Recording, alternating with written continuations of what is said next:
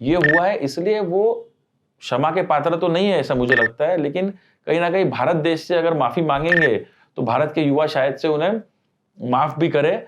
लेकिन जो उन्होंने बोला वो मुझे लगता है कि भारत देश का कल्चर नहीं है। ये हम अपने देश के युवाओं को ये नहीं सिखा सकते हैं जो बात। तो जो हमारे लीडरशिप है उनके माध्यम से जहां तक मेरी समझ है आने वाले 5-10 सालों में युवाओं को भारतीय जनता पार्टी में बहुत बड़ी अपॉर्चुनिटी मिलने चाहिए, चाहे वो यादव फैमिली हो, चाहे वो ठाकरे परिवार हो, चाहे वो गांधी परिवार हो। लेकिन यहाँ पर सभी पार्टियों के अंदर आपको नेपोटिज्म और कहीं ना कहीं परिवारवाद देखने मिलेगा। तो अभी के टाइम के आपके कोई पॉलिटिकल इंस्पिरेशन या कोई मेंटर, कोई एक अगर किसी का नाम लेना हो आपको आपके पार्टी से, तो वो कौन होंगे? तभी वो स्कूल में पढ़ते थे, उस स्कूल का नाम इंदिरा गांधी स्कूल था, तो उन्होंने वो स्कूल का ही त्याग दे दिया, स्कूल ही उन्होंने छोड़ दिया। तो ये जितने बड़े लीडर्स हैं आज भारतीय जनता पार्टी में, ये सब जमीन से जुड़कर ऊपर आके बड़े लीडर बने हैं। तो हमारा एक स्लोगन है कि गली गली में एक ही चर्चा, युवा मोर्चा युवा मोर्चा। हमारे देश में सबसे बड़ा प्रॉब्लम इस वक्त जो है वो है बेरोजगारी, और उसके ऊपर आए दिन कुछ ना कुछ चर्चा होती है एंड कोई ना कोई टिप्पणी आती ही रहती है। सो आपके हिसाब से आपका क्या रोल बनता है वहां पर इन योर एरिया? जो भी युवा राजनीति में आना चाहता है तो उसे एक इस सोच से नहीं आना चाहिए कि मुझे कुछ मिलेगा तो ही मैं आऊँ। उसे ये सोच से राजनीति में आना चाहिए कि देश के अंदर जो बदलाव लाना है या भारत को उस ऊंचाई पे पहुंचाना है, तो उस ऊंचाई में पहुंचाने के लिए मेरा रोल क्या होना चाहिए, मेरा योगदान क्या होना चाहिए। आने वाले महानगर पालिका चुनाव में युवाओं, मुंबई के युवाओं के सपने का मुंबई कैसे होना चाहिए, उनके सपनों का मुंबई, तो ये मैनिफेस्टो ये बनाने का काम हम जैसे युवाओं को जिम्मेदारी दी गई है। आपका एक फोटो इंस्टाग्राम का, आई थिंक वो फोटो मेरे दिमाग से कभी हटेगा भी नहीं, बिकॉज जो हम सबकी इच्छा है वो इच्छा पूर्ति आपको करने मिली है। आप मोदी जी से मिले हैं, क्या फीलिंग थी?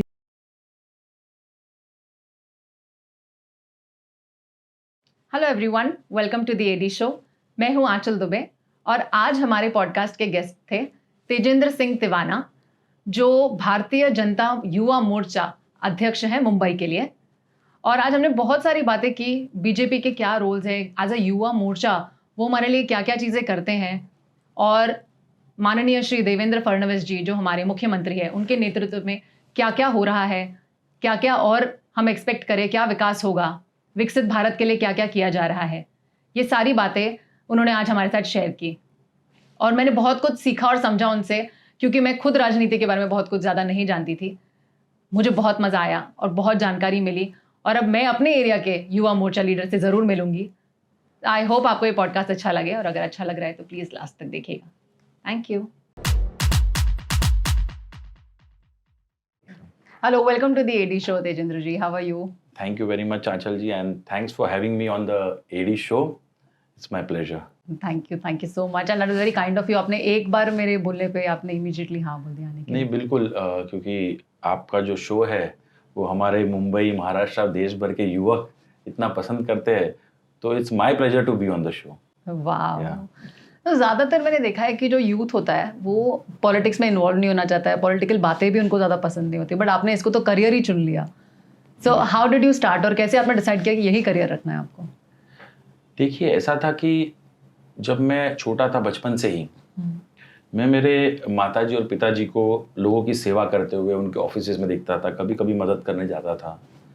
तो मैं एक इंसिडेंट ऐसा हुआ कि एक लेडी जिनके हस्बैंड गुजर गए थे उस समय, उनके पास अपने आखिरी क्रियाक्रम के लिए भी पैसे नहीं थे, ऐसे भी लोग मदद के लिए आते थे। तो ऑफिस में आए तो मैं मतलब अचंभित रह गया। उस समय मैं छोटा था, तो फिर भी मैं देख के रह गया कि इतने फूट फूट के रो रही है, उसके पास पैसा नहीं। तो मेरे पिताजी ने उनको मदद की उस समय। तो मैंने सोचा कि क्यों ना हम सब युवा ऐसा कुछ इनिशिएटिव ले, अपने पूरी ऊर्जा ये कहीं ना कहीं देश निर्माण में, राष्ट्र निर्माण में हम भी लगाए। तो तभी से ही मेरे माता पिताजी के जो कार्य में देखता था और मैं उसमें कहीं ना कहीं अपने आप को भी लोगों की सेवा करने में थोड़ा थोड़ा इन्वॉल्व करता था उस समय से। तो वो राह जो मैंने मेरे माता पिता से इंस्पायर होकर जो मैंने ली, तो आज जाकर मैं भारतीय जनता युवा मोर्चा मुंबई को लीड कर रहा हूँ। और मुझे गर्व है कि मेरे ये जर्नी के अंदर मैं ऐसे कई हजारों लोगों को मदद कर पाया अलग अलग फील्ड्स के अंदर। ओके, सो थोड़ा बैकग्राउंड दीजिए ना, बिकॉज मुझे भी इतना कुछ बैकग्राउंड पता नहीं है। तो आपके पेरेंट्स का क्या बैकग्राउंड है? आपने कहा कि उनके ऑफिस में आपने देखा है, तो कैसे? बिल्कुल। तो मेरे पिताजी लेट सतनाम सिंह तिवाना जी, वो लोगों की सेवा में पिछले 45 सालों से थे। उन्होंने खास करके जो मलाड पश्चिम का क्षेत्र है मुंबई का, तो वहाँ पर अपना कार्यालय शुरुआत करते हुए अपने यंग एज से, जब मेरे पिताजी 18 साल की उम्र के थे, तभी से उन्होंने सोशल वर्क की जर्नी शुरुआत की। उन्होंने एक पर्सनल असिस्टेंट के नाते, जो उस समय के एमएलए थे चंद्रकांत गोसाले साहब, उनके साथ में जुड़कर, उनसे काम सीखकर, उनके माध्यम से लोगों की सेवा करते हुए उन्होंने स्टेप बाय स्टेप लोगों के मन के अंदर अपनी एक छाप छोड़ के, वो हमारे बीच अब नहीं रहे, लेकिन मेरे पिताजी लोगों के बीच में काम करते थे और उनको लोगों ने चुनकर भी लाया है। तो म्युनिसिपल काउंसलर, वो एक्स म्युनिसिपल काउंसलर भी थे। उसके बाद मेरी माताजी जया तिवाना जी, जो कि कोंकण वासी है, मतलब my father belongs to Sikh community, and मेरी माताजी वो भंडारी समाज से है, कोंकण की, वेंगुर्ला से। तो मदर ने भी पिताजी के साथ जुड़कर लोगों की सेवा करने में बहुत रुचि दिखाई, और उन्होंने भी एक हाउस वाइफ के नाते, मतलब घर तो संभालते थी, बच्चों को संभालते थे, लेकिन कहीं ना कहीं जो एक समय लोगों की सेवा में भी देते थे। और मदर भी मेरी जया तिवाना जी, वो 2 बार चुनकर आ चुकी है म्युनिसिपल काउंसलर, और 2 बार सभापति भी रह चुके हैं। उसे प्रभाग समिति अध्यक्ष, जो बीएमसी के अंदर पी नॉर्थ बीएमसी के अध्यक्षा के नाते उन्होंने अपना जिम्मेदारी निभाई है पहले भी। वाह, तो मतलब ये तो मतलब it runs in your family ना, एकदम बिल्कुल खानदानी हो गया। अरे वाह, अच्छा। सो चैलेंजेस आए होंगे, क्योंकि किसी भी नए फील्ड को जब हम चुनते हैं तो एज अ यंगस्टर हमें चैलेंजेस होते हैं। ठीक है, आपको जब आप इतने बड़े डेजिग्नेशन के लिए खुद जाने वाले थे, क्या चैलेंजेस थे इनिशियल स्टेज में? तो मैं ये मानता हूँ कि दूसरे पार्टियों में चैलेंजेस हो सकते हैं, लेकिन आज भारतीय जनता पार्टी ये विश्व भर में सबसे बड़ी पॉलिटिकल पार्टी है, सबसे ज्यादा मेंबर्स की, और जो हमारी लीडरशिप है वो इतनी सक्षम है, एक आइडियोलॉजी के साथ चलते हैं। तो खास करके हमारे लीडर्स का जो मार्गदर्शन वो हमेशा ही मेरे जैसे युवाओं पे रहा है। तो जो युवा मुंबई के अंदर, खास करके महाराष्ट्र में या देश भर में कहीं पे भी जो भारतीय जनता पार्टी के साथ जुड़े, तो उन्हें सही माध्यम से सही मार्गदर्शन मिला है। उसका सबसे बड़ा उदाहरण मैं स्वयं हूँ। मेरे जीवन के अंदर आदरणीय देवेंद्र फडणवीस जी, चाहे वो पीयूष गोयल जी हो, चाहे गोपाल शेट्टी जी हो, चाहे तेजस्वी सूर्या जी हो, जो ऐसे देश भर के बड़े लीडरशिप का मार्गदर्शन मुझे मिला है, और मुझे कहीं ना कहीं उनके मार्गदर्शन के माध्यम से लोगों की सेवा और पार्टी के अंदर किस तरीके से कार्यकर्ता के नाते मुझे अपना योगदान देना है, इस दिशा मुझे इस लीडरशिप के माध्यम से मिली। और ऐसे ही पूरे देश भर में जो युवक भारतीय जनता पार्टी के साथ जुड़े हैं, तो उन्हें चैलेंजेस फेस करने की जरूरत नहीं पड़ी। उसके पीछे कारण यह है कि भारतीय जनता पार्टी एकमात्र पार्टी है जिसका कार्यकर्ता वो पीएम भी बन सकता है, सीएम भी बन सकता है। यानी कि ये वो पार्टी है जहां पर परिवारवाद नहीं है, नेपोटिज्म नहीं है।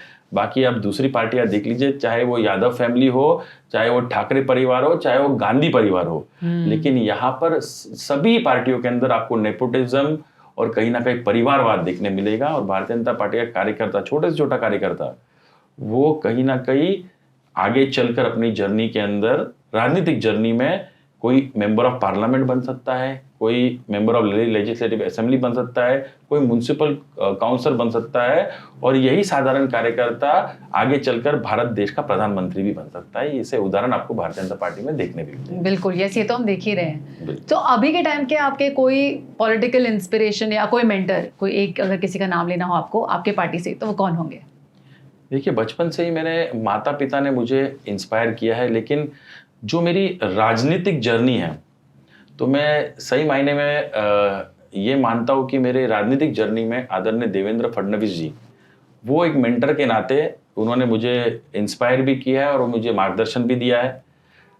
एक उदाहरण देना चाहूँगा उनकी ही जीवनी का, कि जब भी आदरणीय देवेंद्र जी अपने एक बाल अवस्था में, मतलब जब भी वो छोटी उम्र के थे, तभी वो स्कूल में पढ़ते थे। उस स्कूल का नाम इंदिरा गांधी स्कूल था, तो उन्होंने वो स्कूल का ही त्याग दे दिया, स्कूल ही उन्होंने छोड़ दिया। उसके पीछे कारण था कि उन्होंने देश की परिस्थिति कांग्रेस द्वारा की गई उस समय उसको समझा, उसको जाना, उसको परखा, कम उम्र में ही। और जिस दिशा में कांग्रेस देश का मतलब बुरा हाल कर रही थी, जिस तरीके से उस समय भ्रष्टाचार बढ़ रहा था, वो एक छोटी उम्र में आदरणीय देवेंद्र फडणवीस जी ने अपने मन में बात को लेकर और उन्होंने इंदिरा गांधी नाम के स्कूल को त्याग दिया। तो कहीं ना कहीं ये लीडरशिप जो उनको उनके ही कम उम्र से लेके आज यहाँ तक पूरे महाराष्ट्र का जो डेवलपमेंट मैन का एक ताज उनके सर पर लोगों ने बैठाया है, तो कहीं ना कहीं ऐसे लीडर्स मेरे जैसे युवाओं को इंस्पायर करते हैं। वाह। सो अगर मैं राइट हूँ तो प्लीज बताइएगा, या फिर मैं सही बोल रही हूँ, युवा मोर्चा अध्यक्ष मुंबई, राइट?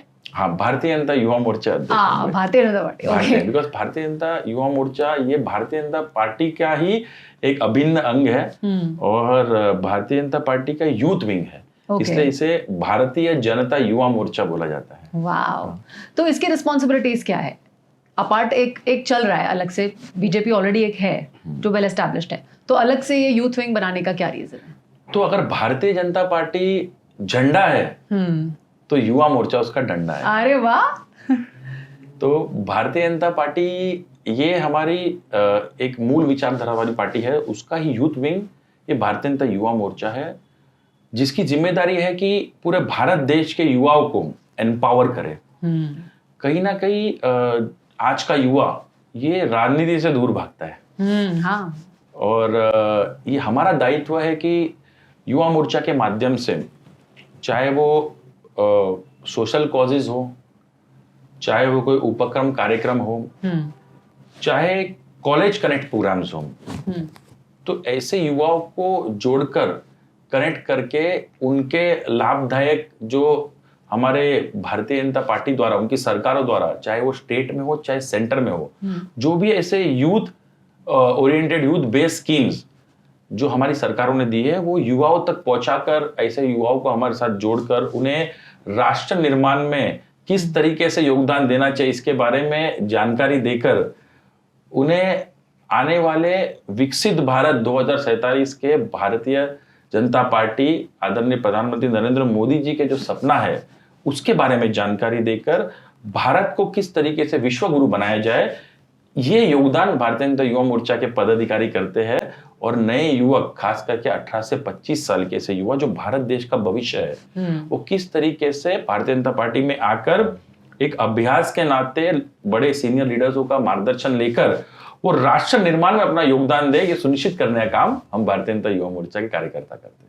वाह। सो आपने विकसित भारत की बात की है और उसके अंदर बहुत सारी चीजें हो रही है, बट मुझे जानना है कि आप as a Yuva Morcha leader आपकी क्या रिस्पॉन्सिबिलिटी है? आप किस तरीके से आज की जो जनरेशन है उनको, हमारे देश में सबसे बड़ा प्रॉब्लम इस वक्त जो है वो है बेरोजगारी, और उसके ऊपर आए दिन कुछ ना कुछ चर्चा होती है एंड कोई ना कोई टिप्पणी आती ही रहती है। सो आपके हिसाब से आपका क्या रोल बनता है वहां पर इन योर एरिया? ये बेरोजगारी का सवाल ज्यादा जब भी कांग्रेस की सत्ता थी तभी उठता था। आज के युवाओं से जब हम चर्चा करते हैं या बात करते हैं, या हमारा योगदान जो ऐसे युवाओं के लिए भारतीय जनता पार्टी के माध्यम से, खासकर युवा मोर्चा के माध्यम से, ये है कि अगर आप महाराष्ट्र में भी देखो तो आदरणीय देवेंद्र जी के स्कीम्स द्वारा जो यूथ एम्प्लॉयमेंट स्कीम्स है महाराष्ट्र सरकार द्वारा, तो भी 1.25 करोड़ युवकों को आज नौकरी देने का काम भारतीय जनता पार्टी की सरकार ने किया है महाराष्ट्र में। अगर मैं स्किल इंडिया मिशन की बात करूं तो सिर्फ महाराष्ट्र में ही 1000 ऐसे सेंटर्स जहां पर से 30,000 युवकों को ऐसे स्किल्स, इंडस्ट्रियल स्किल्स सिखाकर उन्हें एम्प्लॉय करने का काम ये महाराष्ट्र के द्वारा किया गया है। मैं मुंबई से बाहर निकलकर अगर महाराष्ट्र के गांव की बात करूं तो 512 ऐसे ग्राम पंचायतों के अंदर, जहां ग्राम पंचायत ऐसे गांवों के अंदर भी स्किल सेंटर शुरुआत करने का काम युवकों के लिए ये महाराष्ट्र सरकार ने किया है। मैं अगर आपको मुद्रा बैंक के माध्यम से ऐसे 25 लाख करोड़ ऐसे अमाउंट ये युवकों के लिए विदाउट कोलैटरल, ये हमारी सरकार ने युवकों के लिए एंटरप्रेन्योरशिप के लिए दिया है। वाव। तो ऐसे कई स्कीम्स, ये आत्मनिर्भर भारत हो, ऐसे कई स्कीम्स आदरणीय पंतप्रधान नरेंद्र मोदी जी और खास करके मुंबई महाराष्ट्र में आदरणीय मुख्यमंत्री देवेंद्र फडणवीस जी द्वारा ये युवकों के लिए लाई गई है, जिसके माध्यम से आज युवकों को नौकरियों की कमी नहीं है। और कहीं ना कहीं ये युवक ये अपने आप को सक्षम बनाने में अपना योगदान दे रहे हैं। और ऐसे युवकों को हम जैसे युवा भारत देश के निर्माण में अपना योगदान देने के लिए उनको कन्विंस कर रहे हैं। वाह। तो जब कोई पॉलिसी चेंज करने की बात होती है, मान लीजिए एजुकेशन के सेक्टर में या जो जो यूथ रिलेटेड है, उन पॉलिसीज़ को जब चेंज करने की बात होती है, चाहे स्टेट लेवल पे चाहे नेशनल लेवल पे, उसमें आप लोगों का क्या रोल प्ले होता है? क्या आपका कोई से माना जाता है या क्या होता है उसमें आपके? बिल्कुल, भारतीय जनता पार्टी ये सबका साथ सबका विकास ये एजेंडा पे चलने वाली पार्टी है। और कहीं ना कहीं हम जैसे युवकों को भी, जो भारतीय जनता पार्टी के कार्यकर्ता है, ये हमें भी शुरुआत से ही हमारे मार्गदर्शक और पार्टी के नेताओं द्वारा हमें सिखाया जाता है कि nation first, party next and self last. राष्ट्र प्रथम, पार्टी उसके बाद और हम स्वयं आखिर में। तो कहीं ना कहीं जो हम सब युवक, ये एक अभिन्न अंग है, चाहे वो सरकार हो भारतीय जनता पार्टी द्वारा या तो भारतीय जनता पार्टी द्वारा जो संगठन के कार्य हो। तो जो हमारी लीडरशिप है वो नेशनल लेवल पे और स्टेट लेवल पे भी हम जैसे युवकों से खास करके एक कॉलेज कनेक्ट प्रोग्राम, जिसमें हम जो नीचे कॉलेजेस में जाकर युवाओं का क्या से है, उदाहरण के तौर पे आने वाले महानगर पालिका चुनाव में युवाओं, मुंबई के युवाओं के सपने का मुंबई कैसे होना चाहिए, उनके सपनों का मुंबई, तो ये मैनिफेस्टो ये बनाने का काम हम जैसे युवाओं को जिम्मेदारी दी गई है। तो जो इनपुट्स ये ग्राउंड लेवल से जो मुंबई के यूथ हो, महाराष्ट्र के यूथ हो, ये हम जैसे युवकों को देते हैं, तो हम एक माध्यम बनकर जो हमारी सरकारें है, हमारे जो लीडरशिप है वहां तक पहुंचाने का काम करते हैं। और इसी तरीके से एक ब्रिज का काम ये युवा मोर्चा करता है।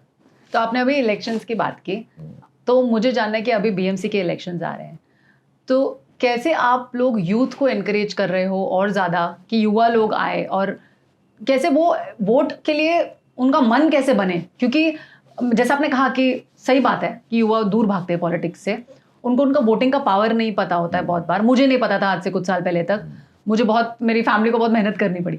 तो ऐसे बहुत सारे लोग हैं, तो आप क्या, आपके स्ट्रैटेजीज होते हैं, कैसे आप करते हो वो? तो voting is a constitutional right, तो ये हम युवाओं को बताने का काम स्वयं हम युवा मोर्चा के पदाधिकारी कार्यकर्ता ये जहाँ जाकर हम, चाहे कॉलेजेस कनेक्ट के माध्यम से हो, चाहे जहाँ पे ज़्यादा यूथ वर्कआउट करते हुए जिम्स में हमें मिले, चाहे स्पोर्ट्स ग्राउंड्स पे हमें मिले, तो ये हम सब युवा ग्रुप बनाकर उन्हें समझाने का काम करते हैं, उन्हें किस तरीके से आपको अपना योगदान आने वाले दिनों में आपको वोटिंग के माध्यम से अपने एरिया के डेवलपमेंट के लिए, अपने शहर के डेवलपमेंट के लिए करना है। तो ये सीख देने का काम तो करते ही है, लेकिन खास करके जो नए युवक है 18 से लेके 25 साल के, इन्हें नए वोटरिंग लिस्ट में नाम एनरोलमेंट करने का काम भी युवा मोर्चा के माध्यम से हो रहा है। हमने पिछले साल 1,17,000 मुंबई के युवकों को नए वोटर्स बनाए हैं, फर्स्ट टाइम वोटर्स बनाए। तो ये फर्स्ट टाइम वोटर्स को हमने कन्विंस भी किया कि voting is your constitutional right, तो आपको आके कैसे भी करके वोटिंग करना ये आपकी जिम्मेदारी है।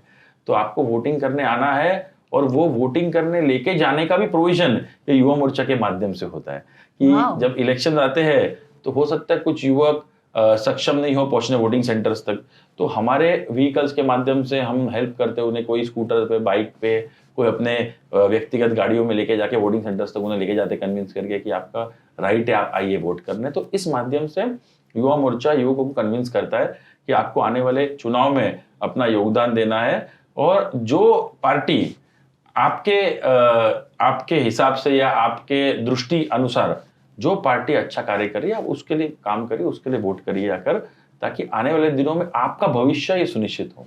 तो ये हम युवाओं को सीख देते हैं। वाह। और ये एक्चुअली एक चीज़ मैंने नोटिस भी की है कि बीजेपी कभी जल्दी वोट के लिए बोलते नहीं है कि हमें ही कीजिए, वो ये कहते हैं कि वोट कीजिए, आपको जिनको करना है कीजिए, बट वोट कीजिए। That is a very good way, क्योंकि आप वो फ्रीडम जो है हमारा वो राइट है, हमारा वो फ्रीडम है कि हम जिसे चाहें उसे वोट दे सके, सो वो बरकरार रहता है। यूथ विंग आपके पास भी है, यूथ विंग ऑपोजिशन के पास भी है, तो आप कैसे डिफरेंट हो बाकी किसी के यूथ विंग से? उसका सबसे बड़ा उदाहरण है कि बाकी यूथ विंग्स में जो सक्षम युवा है उसे आगे आने की अपॉर्चुनिटी कभी नहीं मिलती। अच्छा। क्योंकि जैसे मैंने कुछ देर पहले आपको कहा कि दूसरे पॉलिटिकल पार्टीज में नेपोटिज्म है, कहीं ना कहीं परिवारवाद है, तो आप मुंबई में भी एक दो उदाहरण उसका देख सकते हो कि परिवारवाद इतना हावी है कि टिकट भी परिवार के लोगों को ही मिलेगी, युवाओं को अपॉर्चुनिटी नहीं दी जाएगी कहीं ना कहीं। तो जो दूसरे पार्टी के युवा है वो सही मायने में डिफिकल्टीज फेस कर रहे हैं राजनीतिक करियर में, कि अगर आप आए हो कुछ विचारधारा से आए हो कि मैं भी लोगों की सेवा करना चाहता हूँ, जब तक आपको इलेक्टेड पोजीशन नहीं मिलेगा आप उस जोरों शोरों से सेवा करने में कहीं ना कहीं सक्षम नहीं होगे। आप कम क्वांटिटी में, कम क्वालिटी में आप लोगों को सेवा दे पाएंगे। लेकिन जब आप चुनकर आते हो, चाहे वो जनप्रतिनिधि के तौर पे, चाहे वो MP MLA या कॉर्पोरेटर के तौर पे हो, तो आप लोगों के लिए कुछ एक थोड़ा एक्स्ट्रा कर सकते हो और अपने आप को प्रूफ भी कर सकते हो कि किस तरीके से एक अच्छे कार्यकर्ता के नाते अपने लोगों की सेवा की। तो ये अपॉर्चुनिटी ये दूसरे पार्टीज में मुझे नहीं लगता कि दूसरे युवाओं को मिलती है। वहां उनकी डिफिकल्टी ये है कि हमें ग्रोथ कैसे मिलेगी, ग्रोथ कैसे मिले, बहुत बड़ा पॉइंट। हाँ, तो मतलब उसकी वजह से वो ज्यादा शायद फोकस भी नहीं कर पाते होगी, जो उनकी रिस्पॉन्सिबिलिटी है। फोकस नहीं कर पाते। और दूसरा है कि उनको जो उनके परिवारवाद वाले नेता है वो परिवारवाद वाले नेताओं के आगे पीछे घूमकर उनकी हजूरी करके कैसे आगे आए, उसी में उनको डाइवर्ट किया जाता है। तो सही मायने में उनकी लीडरशिप क्वालिटीज निखर कर बाहर नहीं आती, कहीं ना कहीं वो दबाए जाते हैं। राइट, बिकॉज उनका काम होता है उनको प्रमोट करना और उनके आगे पीछे दौड़ना। ओके, ये रियलिटी है, फैक्ट ऑफ लाइफ है। okay. तो आपका नाम जो है वो युवा मोर्चा लीडर के लिए तो है ही, पर उससे बहुत ज्यादा नाम मुझे लगता है कि प्रोटेस्ट के लिए आपका नाम बहुत ज्यादा ही है। आप हर आए दिन किसी ना किसी चीज के लिए, और आई एम श्योर अच्छे कॉजेस के लिए करते हैं, बट बहुत सारे प्रोटेस्ट होते हैं। और आपका एक बहुत बड़ा प्रोटेस्ट था जो आपने किया था ठाकरे जो उनका ऑफिस है उनके यहाँ पे, राइट, शिवसेना के ऑफिस के यहाँ, वो क्या था और वो क्यों किया था आपने? देखिए, कहीं ना कहीं हमेशा ही ये शिवसेना के, उद्धव ठाकरे शिवसेना के लोग कहीं ना कहीं हिंदुओं के सेंटिमेंट्स हर्ट करने का काम करते, सनातनी धर्म के खिलाफ कुछ ना कुछ सवाल उठाते हैं। उसी तरह उस समय उनके जो तोताबाज नेता है हमारे संजय राउत, ऐसे नेता अगर उठकर आकर समाज के अंदर राम जन्मभूमि की जो संस्था है उसके खिलाफ आक्षेप करते हैं, उसके खिलाफ आरोप करते हैं, तो कहीं ना कहीं हिंदुओं के सेंटिमेंट्स को हर्ट करना ये शिवसेना जैसी, बाला साहेब जी जैसी पार्टी को शोभा नहीं देता। तो हम युवाओं को इस बात का आक्रोश था कि आपने समस्त हिंदुओं के भावनाओं को दुखाया है, और हमने उद्धव ठाकरे जी और उनके जो लीडर संजय राउत के खिलाफ सेना भवन के बाहर आंदोलन किया। ओके, तो वो रीजन था क्योंकि उन्होंने उसके बहुत बड़ा कारण है। हाँ। कि आज आप हिंदुओं के बल पर आप हिंदुत्ववादी पार्टी बोलकर आप वोट्स मांगने आ जाते हो हर चुनाव में, लेकिन जब ही हिंदुओं के संरक्षण में खड़ा रहना या फिर हिंदुओं को मदद करने की बात आती है, आप स्वयं, आपके पार्टी के नेता आकर हिंदुओं का ही बदनामी करते हैं, हिंदू को ही आप गलत बताते हो, तो कहीं ना कहीं ये भारत देश के युवाओं के अंदर जो आक्रोश था वो उस दिन आपको देखने मिला।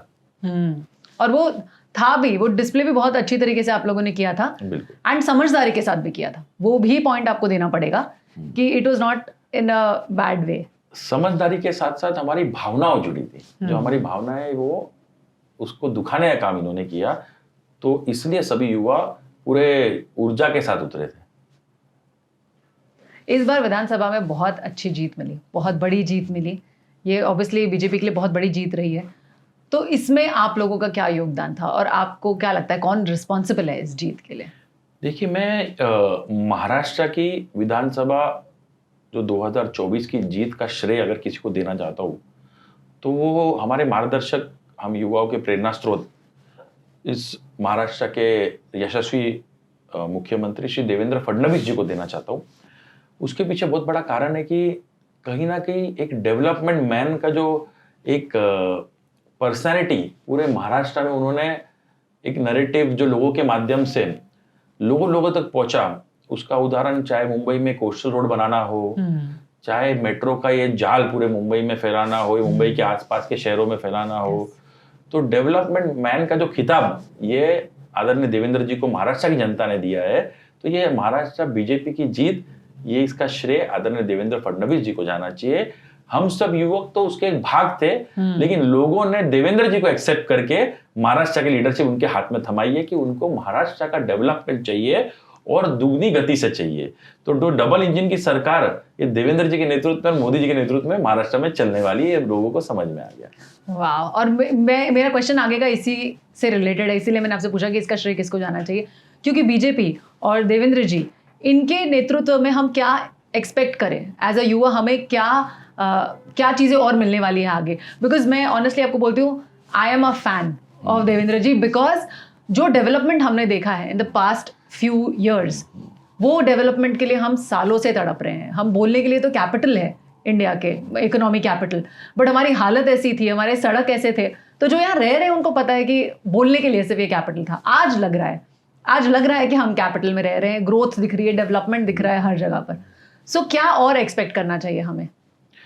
देखिए, हम सब भाग्यशाली है कि महाराष्ट्र को आदरणीय देवेंद्र जी जैसा नेतृत्व मिला है, ये बात है। और लोगों का भरोसा देवेंद्र जी पर है, महाराष्ट्र की जनता का, और खास करके मेरे जैसे युवाओं को भी भरोसा आदरणीय देवेंद्र जी पर है। और आने वाले दिनों में आप देखेंगे कि जिस गति से जब 2014 से लेके 5 साल तक आदरणीय देवेंद्र जी ने अपनी सरकार चलाई और डेवलपमेंट किया, उससे भी दुगनी गति से शायद टेक्नोलॉजिकली भी फॉरवर्ड होके, चाहे वो आने वाले दिनों में नासिक में 2027 का कुंभ मेला हो, वो भी टेक्नोलॉजी की ड्रिवन होगा, ऐसा आदरणीय देवेंद्र जी ने कहा है। तो महाराष्ट्र अपने दुगनी गति से टेक्नोलॉजी को साथ में लेकर देवेंद्र जी के नेतृत्व में आगे बढ़ेगा, और ऐसे ऐसे नए नए डेवलपमेंट के काम आपको देखने मिलेंगे, तो शायद से देवेंद्र जी जैसे व्यक्तित्व, उनके जैसा लीडरशिप ही वो कर पाएगा। और इसलिए शायद भगवान ने देवेंद्र जी को महाराष्ट्र की प्रगति के लिए और भारत देश में महाराष्ट्र को अव्वल नंबर बनाने के लिए लीडरशिप की कमान उनके हाथ में दी है। वाह। तो सोशल मीडिया एक बहुत बड़ा एस्पेक्ट रहता है किसी के भी ग्रोथ के लिए।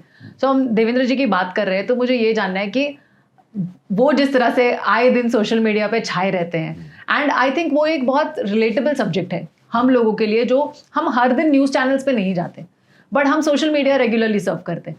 तो और क्या क्या मीडियम्स आप लोग यूज़ कर रहे हो सोशल मीडिया के, जहां हम तक आप और ज़्यादा पहुंचो या यूथ तक आप और ज़्यादा पहुंचो? देखिए, एक बात तो हमें माननी होगी कि कहीं ना कहीं आज एक 65% भारतवासी वो सोशल मीडिया से जुड़ा हुआ है। तो सोशल मीडिया ये जानकारी का बहुत बड़ा एक माध्यम बन चुका है। और आपने जब आदरणीय देवेंद्र जी की बात निकाली, तो आदरणीय देवेंद्र जी ये रोज ही कुछ ना कुछ नया ऐसे कार्य, नया अनाउंसमेंट, कुछ लोगों के हित में कुछ नया काम कर रहे हैं, तो उसके माध्यम से लोगों में वो चर्चा का विषय बने हुए हैं, उनके पॉजिटिव एटीट्यूड को लेके महाराष्ट्र के डेवलपमेंट के लिए। तो ये हमें लोगों के सोशल मीडिया हैंडल्स में देखने मिल रहा है कि देवेंद्र जी अच्छा काम करे तो लोग उसको खुशी के मारे अपने सोशल मीडिया पे पोस्ट करके प्रमोट करते, चाहे व्हाट्सएप ग्रुप में डाल रहे हैं। तो कहीं ना कहीं महाराष्ट्र के गांवों तक, कोने कोने तक देवेंद्र जी पहुंच पा रहे हैं उनके अच्छे कार्यों के माध्यम से। सोशल मीडिया उसका माध्यम है। लेकिन एक और बात मैं आपसे आज आपके माध्यम से लोगों को भी बताना चाहता हूँ और आपको भी कहना चाहता हूँ कि सोशल मीडिया का मिसयूज भी कहीं ना कहीं ऑपोजिशन एक झूठा नैरेटिव फैलाने में भी हमेशा करने में कहीं ना कहीं 2024 के लोकसभा चुनाव में तो महाराष्ट्र में सफल हुआ है। ओके। हाँ, तो ये हम जैसे युवा का दायित्व है कि सच को झूठ से आगे लाकर लोगों के सामने दिखाना, ये हम जैसे युवाओं का दायित्व है। इसलिए जहां पर भी ऑपोजिशन ये झूठा नैरेटिव लोगों के मन में डालने की कोशिश करते हैं, या झूठी ऐसी गलत बातें या गलत जो न्यूज ये लोगों के बीच में फैलाने का काम करते हैं, उसको सही मायने में सच्चाई को लोगों के सामने उजागर करने का काम ये युवा मोर्चा केडर का है। और हम महाराष्ट्र में जहां पर भी हमें जानकारी मिलती है, जहां पर भी हमें दिखता है कि ये ऑपोजिशन लोगों के मन में गलत फैलाने का काम कर रहे हैं, वहां पर हम उसे ठीक करते हैं और हम सोशल मीडिया के माध्यम से जो सच्चाई लोगों के सामने लेकर आते हैं। तो कोई ऐसे एग्जाम्पल कोई आपको याद आ रहा है जो आप शेयर कर सकते हैं? ऐसे कई एग्जाम्पल्स है, और खास करके जिसका सबसे बड़ा इफेक्ट जो आपको 2024 के लोकसभा चुनाव में देखने मिला, जिसके कारण कई सीट्स महाराष्ट्र में हम भारतीय जनता पार्टी की कम हो गई, और हमारे जो एक पर्टिकुलर महाराष्ट्र के समाज के अंदर ऐसा झूठा नैरेटिव फैलाया गया था ऑपोजिशन द्वारा, में खास करके कांग्रेस द्वारा, कि जैसे ही मोदी जी चुनकर आएंगे तो संविधान को खत्म कर देंगे, भारत संविधान को, और कहीं ना कहीं जो बाबा साहब आम्बेडकर जी द्वारा संविधान बनाया गया था उसमें बदलाव लाएंगे, अपने मर्जी से चलाएंगे, कोई वापस फिर चुनाव नहीं होगा, प्रधानमंत्री फिर से चुन के नहीं आएगा, एक ही बार प्रधानमंत्री अभी कंटिन्यू रहेंगे, वो संविधान जलाया जाएगा, फाड़ा जाएगा, ऐसे गलत गलत नैरेटिव लोगों के में डाला गया था। ये नैरेटिव को सुधार कर लोगों को सच्चाई, जो समाज के खासकर लोगों को सच्चाई पहुंचाने का काम ये युवा मोर्चा और खास करके भारतीय जनता पार्टी कार्यकर्ताओं ने किया, और उसका फर्क आपको 2024 के जो विधानसभा चुनाव में देखने मिला, और बहुत बड़ी संख्या में जो सीट्स है ये भारतीय जनता पार्टी की चुनकर आई। ये तो मैं यही कह रही हूँ, क्योंकि देखिए आपका जो पोजीशन है आपकी पार्टी में वो हम समझ नहीं सकते हैं, क्योंकि आप लोग जैसे होता है ना, वो ग्राउंड लेवल से नीचे वाला काम आप लोग का है, जहाँ हमको दिखता नहीं है आप क्या कर रहे हो, बट ये बहुत इंपॉर्टेंट हिस्सा है आई थिंक ना पॉलिटिक्स का, क्योंकि आप लोग उस जगह पे काम कर रहे हो और उस जगह पे पहुंच रहे हो जहाँ पे लीडर्स नहीं पहुंच पाते बहुत बार, तो आप उन लोगों से कनेक्ट कर पा रहे हैं। नहीं, ऐसा नहीं है कि भारतीय जनता पार्टी के लीडर्स की बात करूंगा खास करके, कि भारतीय जनता पार्टी के लीडर्स का इतिहास आप निकाल के देखें तो वो भी जमीनी स्तर से आज ऊंचे स्तर पे आए हैं। कोई लीडर वार्ड का अध्यक्ष भी रह चुका है, कोई लीडर नगर सेवक के नाते गटरों में उतर के काम भी कर चुका है, कोई लीडर पुलिस की लाठी खा के अपने प्रोटेस्ट भी कर चुका लोगों के हित में। तो ये जितने बड़े लीडर्स हैं आज भारतीय जनता पार्टी में, ये सब जमीन से जुड़कर ऊपर आके बड़े लीडर बने हैं। हाँ, कांग्रेस में गोल्डन स्पून से पैदा होकर लीडर डायरेक्ट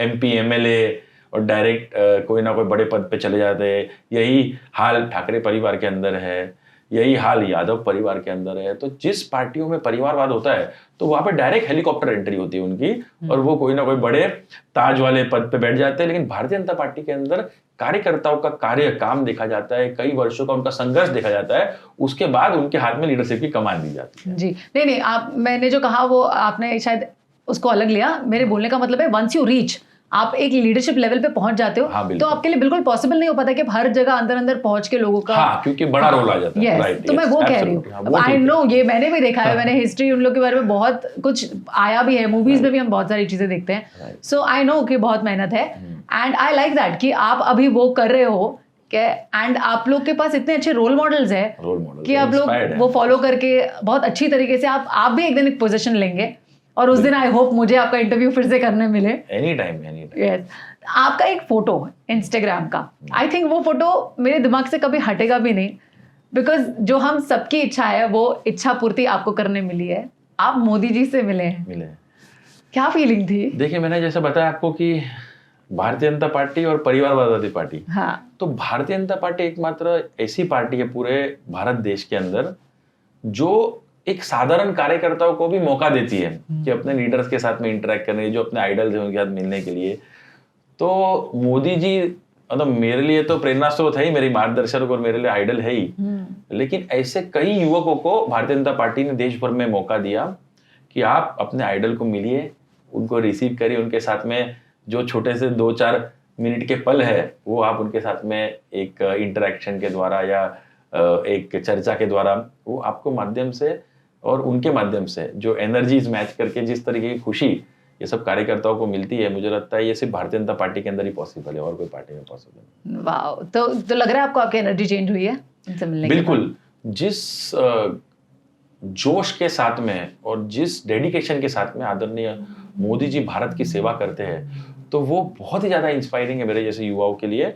और मुझे लगता है कि जब मोदी जी अपने जीवन का इतना समय और योगदान भारत देश को विकसित बनाने में और कहीं ना कहीं भारत को विश्वगुरु बनाने में देते हैं, तो मेरे जैसे युवाओं को भी दायित्व बनता है कि हम भी एक योगदान अपने तरफ से, चाहे वो कितना भी परसेंट हो, लेकिन उतना योगदान हम भारत के निर्माण में अपने तरफ से मोदी जी से इंस्पायर होकर दें। तो हमने अभी थोड़ी देर पहले बात की थी सोशल मीडिया की, एंड सोशल मीडिया एक ऐसा प्लेटफॉर्म है जो आप भी यूज़ कर सकते हैं, मैं भी यूज़ कर सकती हूँ, वहाँ कोई रिस्ट्रिक्शन नहीं है, हम सब उस प्लेटफॉर्म को इस्तेमाल करते हैं और हम सबको एक फ्रीडम ऑफ स्पीच है जो इस कंट्री में मिलती है। बट फिलहाल रिसेंटली एक इंसिडेंट ऐसा हुआ जहाँ पर एक पॉडकास्टर को, जो किसी और शो पे गए थे, मैं नाम ही ले लेती हूँ बिकॉज अब वो इतना बड़ा मुद्दा हो गया है। रणवीर अलाहाबादिया जो है, उन्होंने कहीं किसी और शो पे, जहाँ पे समय राणा होस्ट कर रहे थे उस शो को, वहाँ उन्होंने कुछ बातें कही एंड वो बहुत ज़्यादा बढ़ गई एंड आज कुछ टाइम पहले उसका सोल्यूशन भी आया कि he can continue doing his podcast. तो क्या है आपका से इस मामले में? नहीं, बड़ी शर्मनाक घटना थी वो। मुझे लगता है कि जब रणवीर, वो ये समझना चाहिए कि आप लाखों लोगों को इंस्पायर करते हो एज अ पॉडकास्टर। आपके फॉलोअर्स आज भारत देश के युवा है, तो when they look upon you, मतलब आज आपको देखते उस नजरिए से, और आप उनको जो दिशा दे रहे हो, जो सिखा रहे हो कहीं ना कहीं भारत देश के युवा को, तो वो ऐसी बातें मुझे लगता है कि आप पे और ना ही किसी भी युवा पे भारत देश की शोभा देती है। और मुझे लगता है कि जो बहुत बड़ी गलती उन्होंने की है, या उनके माध्यम से जो अपशब्द निकले हैं, उन्हें पूरे भारत देश से माफी मांगनी चाहिए। और कहीं ना कहीं उनके कारण बहुत सारे युवाओं को एक गलत इन्फ्लुएंस ये हुआ है, इसलिए वो क्षमा के पात्र तो नहीं है ऐसा मुझे लगता है। लेकिन कहीं ना कहीं भारत देश से अगर माफी मांगेंगे तो भारत के युवा शायद से उन्हें माफ भी करे। लेकिन जो उन्होंने बोला वो मुझे लगता है कि भारत देश का कल्चर नहीं है। ये हम अपने देश के युवाओं को ये नहीं सिखा सकते जो बात उन्होंने। बट एक एज अ कंटेंट क्रिएटर यहाँ पर कोई ऐसी टीम नहीं है जो हमें सेंसर करती है, या जो हमें ये बताए कि हम इतना ही कर सकते हैं या हमें इतना ही बोलना चाहिए। तो ये गलती होना स्वाभाविक हो सकता है कुछ लोगों के लिए। जैसे हम नॉर्मली जब बात कर रहे हैं तो कुछ अपशब्द हमसे निकल जाते हैं, तो वो कंटेंट में डाले या नहीं डाले उसकी कोई बॉडी होनी चाहिए, मुझे ऐसा लगता है। बिल्कुल। और मुझे लगता है कि सरकार ने ये जो इंसिडेंट के बाद ऐसी एक बॉडी का उन्होंने एक टीम बनाई है, और जल्द ही मुझे लगता है कि ये सेंसर के रूल्स और रेगुलेशन, जो पॉडकास्टिंग हो, चाहे वो वेब सीरीज हो, चाहे वो सोशल मीडिया कंटेंट्स हो, तो इसके लिए एक अलग से बॉडी का निर्माण हो रहा है। और मुझे लगता है जल्द ही ये रूल्स रेगुलेशन ये लोगों के सामने होंगे, ऐसा सामने दिखने में आ रहा है। ओके। और एक बात है, आपने एक सिंगर है जो कनाडा के सिंगर है, हाँ, शुभनीत नाम था शायद उनका, शुभ, हाँ, शुभनीत, हाँ, आपने उनके कॉन्सर्ट नहीं होने दिए थे जहां तक मुझे पता है। बहुत सारे कॉन्सर्ट उनके, इंडिया टूर था उनका, पहला शो मुंबई में था, नहीं होने दिया। क्यों? तो छत्रपति शिवाजी महाराज के इस पावन धरती में, महाराष्ट्र में, हम ऐसे युवक जो भारत देश का अपमान कर रहे हैं डिस्टॉर्टेड मैप डालकर, जहां उन्होंने जम्मू कश्मीर, जहां नॉर्थ ईस्ट स्टेट्स, जहां पंजाब को मैप से निकाल कर अपने सोशल मीडिया में डाला था, और यहाँ पर आके हमारे भारत देश के युवाओं को आप शो में इनवाइट करके करोड़ों रुपए उनसे कमाना चाहते हो, तो ऐसे युवकों के लिए मुंबई में, महाराष्ट्र में, छत्रपति शिवाजी महाराज की इस पावन धरती पे कोई जगह नहीं है। और आज के बाद भी कभी भी ऐसे युवक अगर महाराष्ट्र, मुंबई में या फिर भारत देश में आने की प्रयास करेंगे तो मेरे जैसे युवक उनको रोकेंगे। तो आपको लगता है कि आपकी रिस्पॉन्सिबिलिटी भी है? बिल्कुल। कि ऐसे लोग जो आपको लग रहा है जो एंटी सोशल एलिमेंट जिसे हम कहते हैं, या एंटी नेशनल एलिमेंट भी, एंटी नेशनल, हाँ, सो मैं दोनों को मिलाकर बोल रही थी, जो सोसाइटी के लिए इन जनरल, हमारी मानसिकता के लिए भी, और इन जनरल इंडिया के लिए भी ये जो सोच जो है वो गलत है, तो that is also your responsibility. 100%, not even mine, ये हर भारत के युवा की रिस्पॉन्सिबिलिटी होनी चाहिए कि ऐसे जो सिंगर्स हो या यूथ इन्फ्लुएंसर्स हो, जो आपके ही देश के, आपका देश के बारे में अपशब्द या आपके देश का अपमान कर रहे हैं, तो हम सब युवकों को, राजनीतिक नहीं, नॉन पॉलिटिकल युवकों को भी सामने आकर खड़ा होकर भारत देश के लिए, अपने देश के लिए खड़ा होना चाहिए और इनको बैन कर देना चाहिए। हाँ, तो एटलीस्ट हम बॉयकॉट तो कर ही सकते हैं, बॉयकॉट कर सकते हैं, बिल्कुल। ओके। कुछ कोल्ड प्ले से रिलेटेड भी कुछ हुआ था बुक माई शो के लिए, मुझे पता है आप लोग ने बहुत कुछ किया था बुक माई शो के साथ, तो क्या था वो? तो बुक माई शो का विरोध हमारा ये था कि एक आम युवक जो कोल्ड प्ले का शो देखना चाहता है, आप उसे मैनिपुलेट करके 5,000 की टिकट 5 लाख में लेने के लिए मजबूर करोगे, तो किस तरीके से एक पारदर्शिक तरीके से हमारे भारत देश के अंदर कॉन्सर्ट्स हो गए, किस तरीके से युवा कॉन्सर्ट्स देख पाएंगे? तो ये जो ब्लैक मार्केटिंग का जो बिजनेस बनाया है, उसका विरोध ये भारतीय जनता युवा मोर्चा मुंबई का था, और हमने पुलिस में कंप्लेंट भी की और उस पर एक्शन भी, इंक्वायरी अभी चालू है।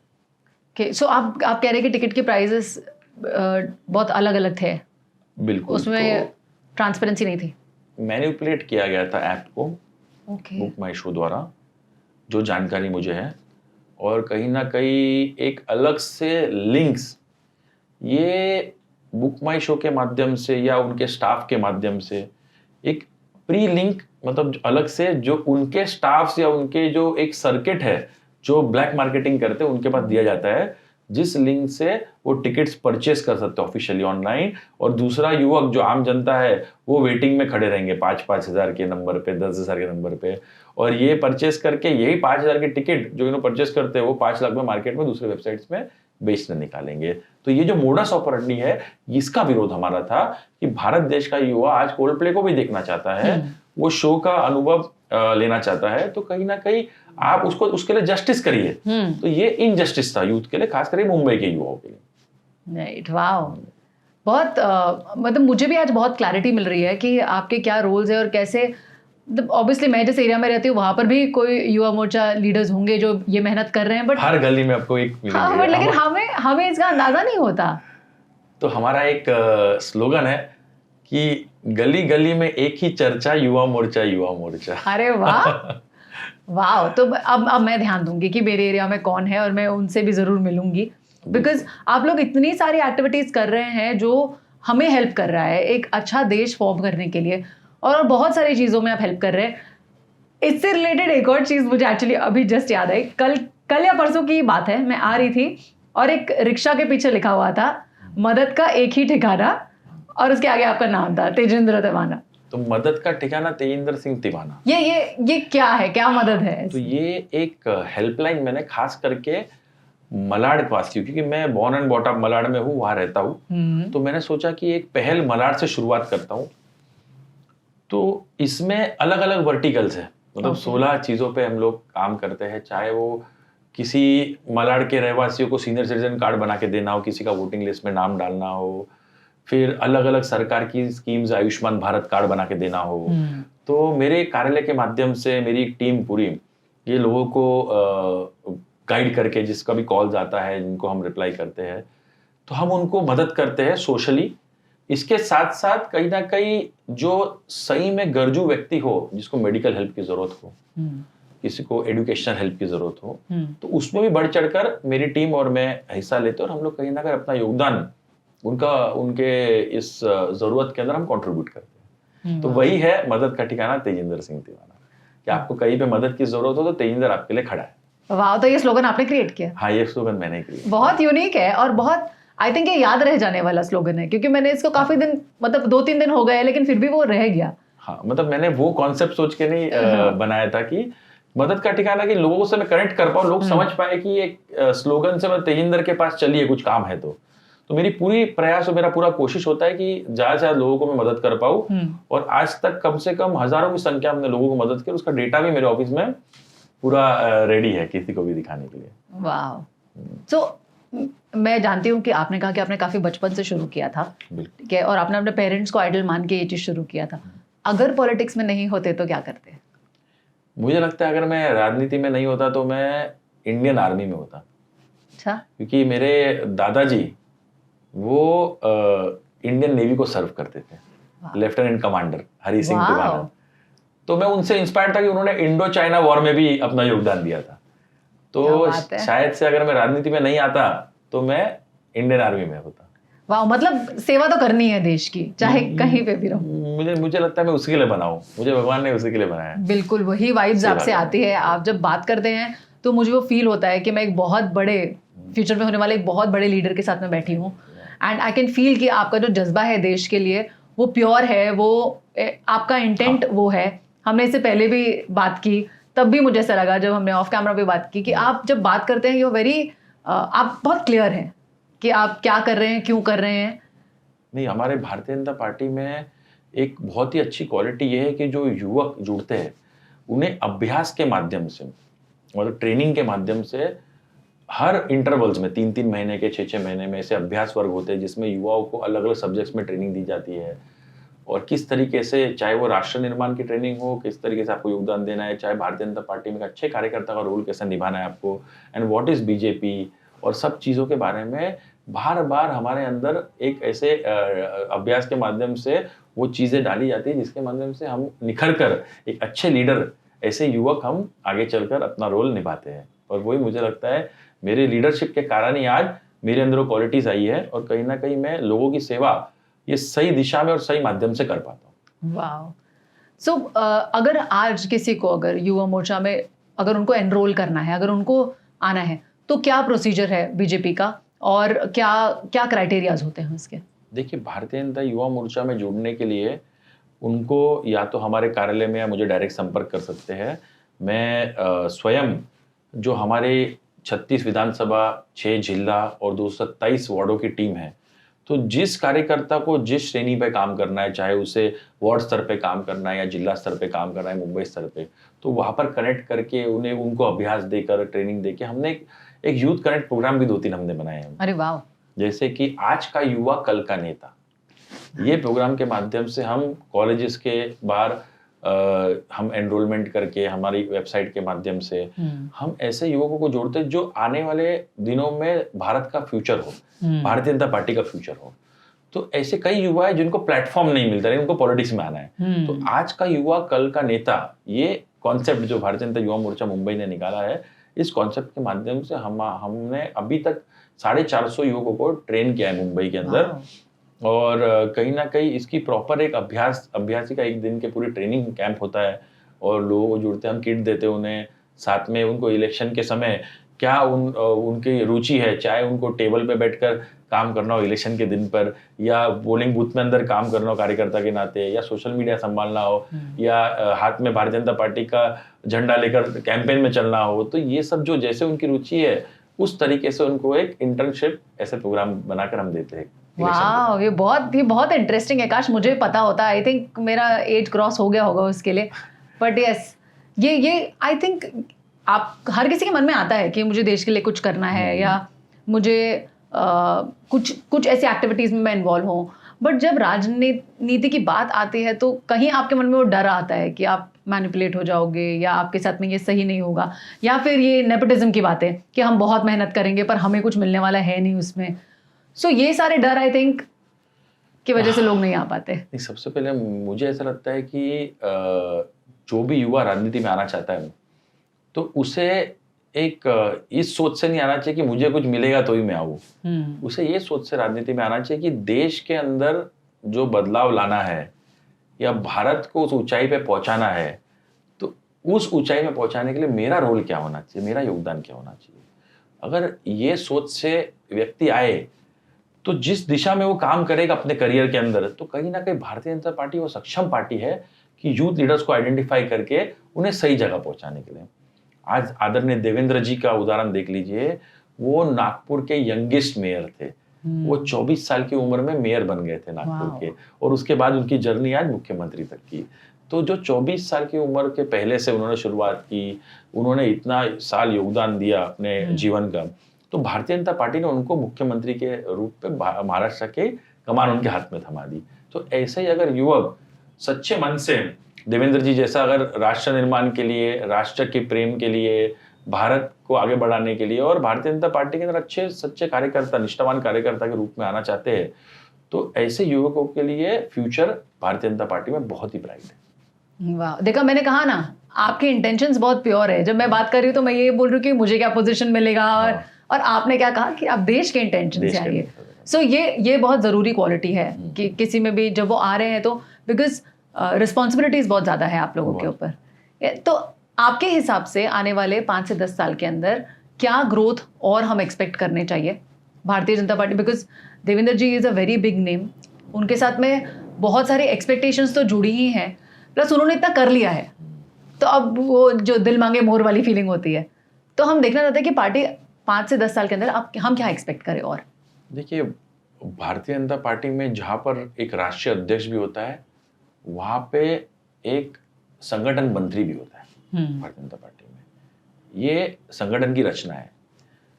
तो जो हमारे लीडरशिप है उनके माध्यम से, जहाँ तक मेरी समझ है, आने वाले 5-10 सालों में युवाओं को भारतीय जनता पार्टी में बहुत बड़ी अपॉर्चुनिटी मिलने जा रही है। वाह। जो हमारे भारत देश का भविष्य है युवा, भारतीय जनता पार्टी के जो बड़े लीडरशिप्स है, हमारे सीनियर लीडरशिप्स, ये सभी ऐसे यूथ को पूरे भारत देश से आइडेंटिफाई करके कहीं ना कहीं की पोजीशंस में या फिर इलेक्टेड पोजीशंस में जनप्रतिनिधि के द्वारा माध्यम से ऐसे युवकों को तैयार करके एक आने वाले एक फ्यूचर के अंदर भारतीय जनता पार्टी को चलाने के लिए, आने वाले फ्यूचर में भारत को सही दिशा दिखाने के लिए जो लीडरशिप है युवाओं की, वो तैयार करने का काम भारतीय जनता पार्टी कर रही है। इसकी जानकारी मुझे। ओके, आपके बारे में मैं जानना चाहती हूँ, आने वाले 5 से 10 साल में हम आपसे क्या एक्सपेक्ट करें? देखिए, मैंने राजनीतिक जीवन नहीं, में मेरे क्वेश्चन को मुझे पूरा कर लेने दीजिए। आप अपने आप को कहाँ देखते हो आज से 5 से 10 साल के अंदर, और आपका क्या लक्ष्य है? मैं जानती हूँ आप देश की सेवा कर रहे हैं और वो सारी चीजें, बट जब आपको डेजिग्नेशन मिलता है तो वो सेवा और आसानी से हो सकती है। बिल्कुल। सो मैं वो जानना चाहती हूँ कि आप अपने आप को कहाँ देख रहे हैं? देखिए, मैं जब भी ये सोच से राजनीति में आया कि मुझे पॉलिटिक्स ज्वाइन करना है, तो मैंने कभी ये नहीं सोचा कि मुझे कुछ मिले, चाहे कि मुझे टिकट मिलकर मैं इलेक्टेड बन जाऊँ, फिर मैं वो अपने तरीके से अलग से ये कार्य करूँ, कुछ करूँ। हाँ, लेकिन एक लाभ ज़रूर है कि जब आप जनप्रतिनिधि बनते हो तो संगठन और जनप्रतिनिधि का ये फर्क है कि संगठन में आप पार्टी के माध्यम से, हमारे जो लीडरशिप के माध्यम से कुछ कार्य करते हो, लेकिन जब आप जनप्रतिनिधि बनते हो तो आप उस क्षेत्र के जनप्रतिनिधि बनते हो, चाहे वो लोकसभा क्षेत्र हो, चाहे वो विधानसभा क्षेत्र हो, चाहे वो एक कॉर्पोरेटर का वार्ड हो, कॉर्पोरेशन का जो बाउंड्री वार्ड हो। तो फंड्स के माध्यम से, चाहे अपने ऑफिसर्स के ऊपर प्रभाव, जो ब्यूरोक्रेट्स है, चाहे वो महानगर पालिका के अधिकारी हो, चाहे पुलिस प्रशासन के हो, तो लोगों के काम कराना आपको और आसानी से एक जनप्रतिनिधि के नाते ये संभव है। इसलिए जनप्रतिनिधि बनना ये एडवाइजेबल है फॉर गुड लीडर्स पार्टी के अंदर। तो मेरा, आपने मुझसे सवाल पूछा कि आप अपने आप को कहाँ देखते हो, तो मेरी सोच कभी ऐसे नहीं थी कि मैं कुछ इलेक्टेड ही बनूं या कुछ ऐसे हो, उसी लालच में पार्टी के साथ जुड़ूं। मुझे भारतीय जनता पार्टी की आइडियोलॉजी अच्छी लगी, और जो भारतीय जनता पार्टी की आइडियोलॉजी के साथ में एक युवा लीडर करके मैं अपने आप को पार्टी के लीडरशिप के कमांड के अंदर में, पार्टी की लीडरशिप के मार्गदर्शन के अंदर में अपने आप को, मैं एक जर्नी अपने लाइफ की उनके साथ जी रहा हूँ। जो मेरे पार्टी का लीडरशिप मेरे लिए तय करेगा, जिस दिशा में मुझे काम करने का आदेश आएगा, मैं स्वयं उस दिशा में काम करूंगा। चाहे वो मुझे इलेक्टेड रिप्रेजेंटेटिव बनाने का आदेश हो, चाहे संगठन में कार्य करने का आदेश हो, जो मेरे पार्टी लीडरशिप चाहेगी मैं वही करूंगा। ये मेरी फ्यूचर की दिशा है। वाह, सो आई होप कि पार्टी ये डिसाइड करे कि आपको बेटर पोजीशन मिले, क्योंकि जितना मैंने आज आपको देखा और सुना है, मैं चाहती हूँ कि आपके जैसे नेता और हमारे कंट्री में हो, और लोग हों जो हमारे बारे में सचमुच सोच रहे हैं, देश के बारे में सचमुच सोच रहे हैं। मुझे आज बहुत मजा आया आपके साथ बात करके, एंड हम जरूर इसको और ज़्यादा कंटिन्यू करेंगे नेक्स्ट टाइम। बिल्कुल बिल्कुल। तो मैं चाहती हूँ कि आप और ज़्यादा आगे बढ़े ताकि हमें और ज़्यादा मौका मिले आपसे बात करने का। धन्यवाद, आपके गुड विशेस के लिए बहुत बहुत धन्यवाद Aanchal ji. Thank you, and this is a small token of appreciation हमारी पूरी टीम की तरफ से। Thank you so much, thank you so much, and hope to see you soon. Definitely. Thank you.